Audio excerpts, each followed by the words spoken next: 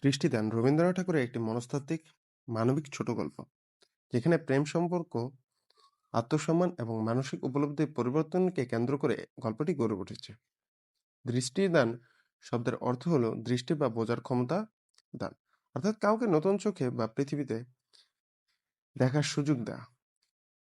গল্পের মূল বিষয় হলো মানুষের দৃষ্টিভঙ্গি পরিবর্তন। একটি নির্দিষ্ট ঘটনা বা সম্পর্কের মাধ্যমে চরিত্ররা বুঝতে শেখে যে তারা আগে অনেক কিছুই ভুলভাবে দেখেছিল বা বুঝেছিল। এই গল্পে প্রেম বা বোঝাপড়ার গভীরতা গুরুত্বপূর্ণ ভূমিকা রাখে। ভালোবাসা শুধু আবেগ নয়, বরং একজন মানুষকে বোঝার ক্ষমতাও এর সঙ্গে যুক্ত। আরেকটি গুরুত্বপূর্ণ দিক হলো আত্ম উপলব্ধি, মানসিক পরিবর্তন। চরিত্ররা ধীরে ধীরে নিজেদের ভুল, সীমাবদ্ধতা ও সম্পর্কের বাস্তবতা বুঝতে পারে। গল্পে নারীরা অনুভূতি, আত্মসম্মান এসব কিছু উঠে এসেছেন।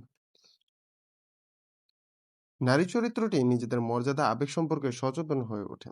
এই ছোট গল্পে ভুল বোঝাবুঝি থেকে সত্য উপলব্ধির যাত্রা দেখানো হয়েছে। প্রথমে যা বিভ্রান্তি ছিল তা পরে পরিষ্কারভাবে নতুন দৃষ্টিভঙ্গি তৈরি করে। সংক্ষেপে দৃষ্টিদান ছোট গল্পে রবীন্দ্রনাথ ঠাকুর দেখিয়েছেন কিভাবে মানুষের চিন্তা, দৃষ্টিভঙ্গি পরিবর্তিত হয়। ধন্যবাদ।